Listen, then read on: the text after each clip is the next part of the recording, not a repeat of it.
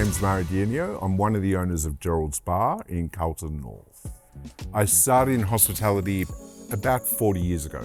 Started off as a chef, so did a full apprenticeship, worked in Melbourne fine dining in the 80s. On my nights off as a young apprentice chef, I actually bought a tuxedo because that was the standard in dining rooms back then. And I would come in on my night off and learn to be a waiter. All the old waiters basically would let you do the minimum until they thought you were ready to do the next step. It was a great learning experience. So Geralds Bar originally opened in Rathdown Street in what they call the Rathdown Village. It was a 50-seater terrace. We expanded outside and we were there for 19 years. Last year we moved to this new site, which is around the corner. It's much bigger. We've gone from a 50-seater probably to 120-seater. I think what's reinvigorated Gerald and I moving to the new place is the next generation of hospitality staff. So Gerald's Bar's been around for 20 odd years, and it's not one element that keeps people coming back. There's 100 little details. Service is one of them. As a choice, we decided to give service, even though it's a bar environment. But there's also aesthetic, there's atmosphere. The product's good and people trust that we're going to serve a good product, but the unknown elements, they're the little defining things. 90% of people that eat out won't know the difference in quality, but somehow emotionally and deep in their bodies, they'll feel it. There's that factor. How many times do you go out and go, pick up a wine glass and how does it feel? We have a cloth napkin, that feels different. There's a napkin ring, that feels different. The chefs go to a lot of trouble, we whip our butter and put it into a little cocotte. The bread is beautiful. So it's those hundreds of little details, and they're the little things that we try and push and sort of get. We have waiters and not plate carriers. And I'm going to make that distinction because I feel it's important for our industry. A plate carrier takes your order, picks up the food and drops it. Done. A waiter suddenly brings in psychology, product knowledge and experience. One of the great nights that I remember at the old Geralds Bar, a couple came in, they were angry.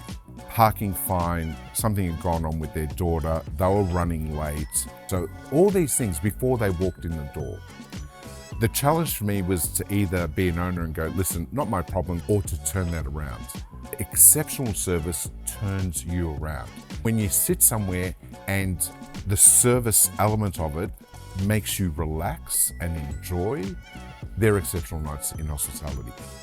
Gerald calls it gardening. I used to call it patrolling, but gardening is a better metaphor. You're assigned a section or a certain amount of customers, and gardening is just constantly moving around that room, picking up an empty glass, folding a napkin, delivering a plate of food, doing this. That's your base level waitering. The masters bring psychology, spirituality, philosophy, and this sixth sense that you can't teach. It only comes with experience.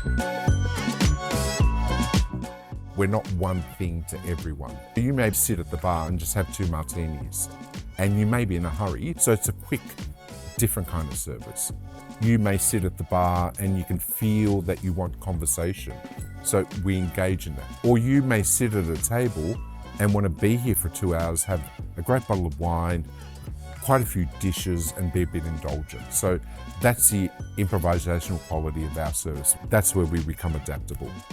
Maintaining consistency in service on a quiet night is harder than when you're busy. When you're busy, everyone's clicked in and they're in 4th gear. When we're quiet, everyone has to dig a little bit deeper and make sure they don't fall into the it's quiet sort of phase. Let's turn up the music.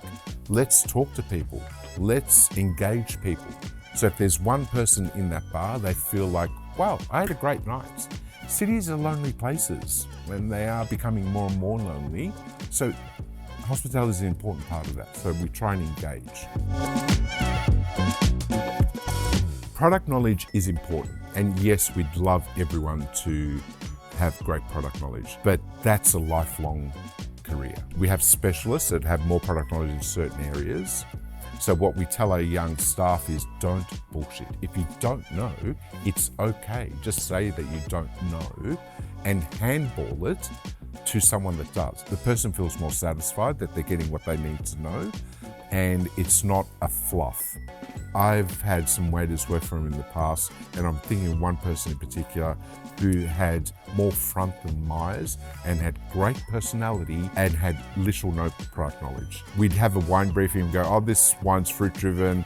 They'd ask him, what wines have you got? He'd hold up bottles and go, they're all delicious, just choose one. But he had enough personality to get away with it, and people loved it. There's no waiters apprenticeship anymore. There are no waiters courses, etc., etc. So we find people that are interested and engaged. What's happened a little bit in Melbourne over the last few years, we're paying reverence to the restaurant. The restaurant should be paying reverence to the guest. It's still about our experience. And it happens in Europe as well, in 3 Michelin star restaurants, where every dish is explained to the nth degree, and I'm sitting there going, my food is going cold. Just walk away. I get the idea of it. In the meantime, while you're telling me about the full biography of your chef and how he cooked this, my food's going cold. So there's a balance between those two. If you're starting out, have a good, hard think about providing service. There's an expectancy in cafes to have the same level of service that we offer. The spend per head is not there. And cafes are finding it hard to give that service when you're having a cup of coffee and a sandwich or whatever it might be. Sometimes it's better to be smaller and you have less staff giving good service than be bigger. So have a really good hard think about, number one, your business model and how much service you do and don't provide, because it's costly. The biggest expense in hospitality at the moment is labour. We're a labour-intensive industry. We don't talk to our staff about money or upselling. It's about hospitality. And it's a really simple philosophy. If I knock on your door and you open that door, the first thing hopefully you'll do is greet me, invite me in and offer me a drink. And that's what we try and do here. As much as we work really hard for things and we have systems in place for things not to go wrong, sometimes it does happen.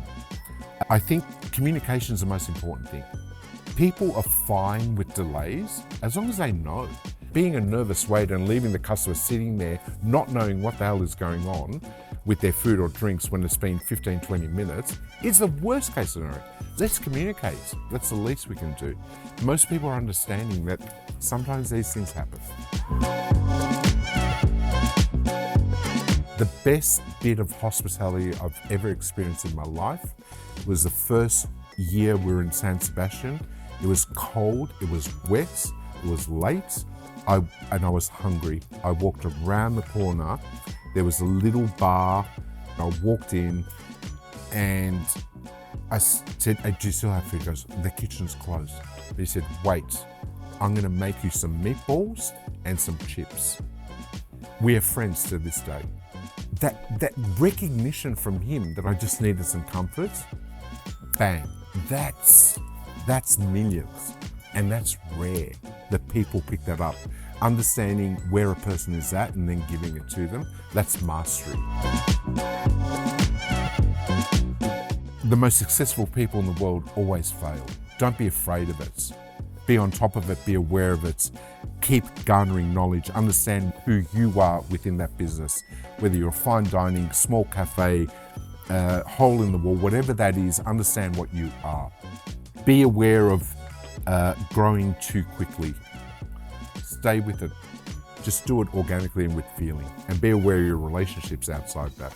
You are now married and dedicated to that venue for at least the next 3 years, 24/7. Get a good toolkit as well.